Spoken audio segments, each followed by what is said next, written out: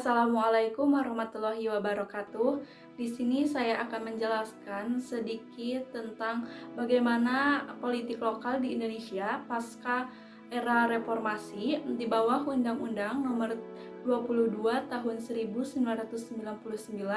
dan Undang-Undang Nomor 32 Tahun 2004. Kita tahu bahwa kita sekarang ini berada di era reformasi, yang dimana era reformasi ini ditandai dengan adanya krisis moneter yang dimulai tahun 1997 dan runtuhnya tahun 1998, di mana akibat dari krisis moneter ini dibarengi dengan runtuhnya zaman Orde Baru dan awal masuknya era reformasi. Dengan berakhirnya masa pemerintahan Orde Baru, maka proses demokratisasi pun dimulai. Bahkan demokratisasi itu sampai ke ranah lokal atau ke daerah. Demokratisasi di daerah dimulai dengan adanya Undang-Undang Nomor 22 Tahun 1999 tentang pemerintahan daerah, yang dimana daerah itu mulai diberikan otonominya.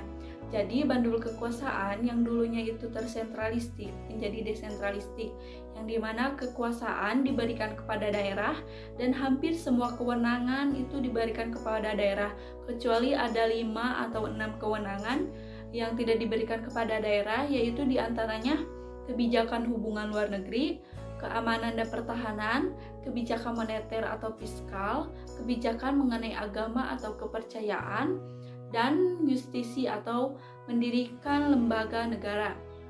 Selain itu, tataran legislatif pun yang pada zaman Orde Baru itu tidak mempunyai kewenangan yang besar, namun ketika adanya Undang-Undang Nomor 22 Tahun 1999 ini, legislatif diberi kewenangan yang sangat besar, di mana salah satunya itu bisa memakzulkan kepala daerah, sehingga kepala daerah itu lebih tunduk atau takutnya terhadap legislatif di daerah atau DPRD setempat. Setelah Undang-Undang Nomor 22 Tahun 1999 lalu diganti dengan Undang-Undang Nomor 32 Tahun 2004 tentang pemerintahan daerah.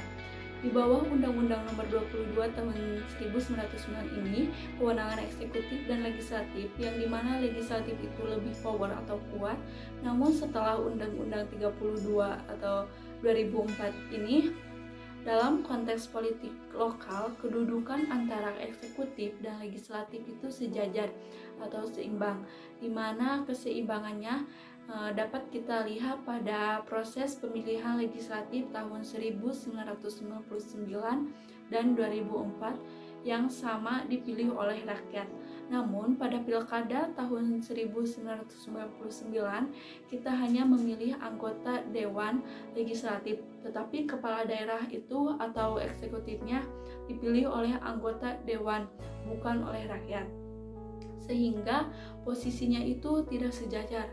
Namun di bawah Undang-Undang 32 tahun 2004, pilkada secara langsung diselenggarakan. Pemilihan antara eksekutif dan legislatif itu dipilih langsung oleh rakyat, sehingga posisinya itu dipandang sejajar atau seimbang dan mendapatkan mandat langsung dari rakyat. Namun dengan adanya perubahan atau transisi dari pemerintah sentralistik ke desentralistik tidak berjalan mulus. Terdapat kendala yang muncul dalam politik lokal dan pada pilkada. Ada beberapa masalah yang hadir ketika kekuasaan itu diberikan kepada daerah. Misalnya melemahnya pemerintahan pusat, tidak secara otomatis demokrasi di tingkat lokal itu kuat. Ada juga daerah di tingkat lokal yang justru setelah ada otonomi daerah banyak sekali korupsi-korupsi yang terjadi, baik itu aparat birokrasi atau legislatif, yang banyak dilakukan pada saat pemilihan kepala daerah atau pemilu di tingkat lokal. Selain banyaknya korupsi yang terjadi, juga munculnya lokal strongman dan lokal bossisme yang ikut dalam demokratisasi di tingkat daerah, yang dapat menghambat proses demokratisasi di tingkat lokal dan malah melahirkan fenomena dinasti politik karena oligarki yang kuat, sehingga sehingga kelompok yang lain itu sulit untuk memiliki kekuasaan politik. Sekian penjelasan dari saya. Mohon maaf bila ada kesalahan. Wassalamualaikum warahmatullahi wabarakatuh.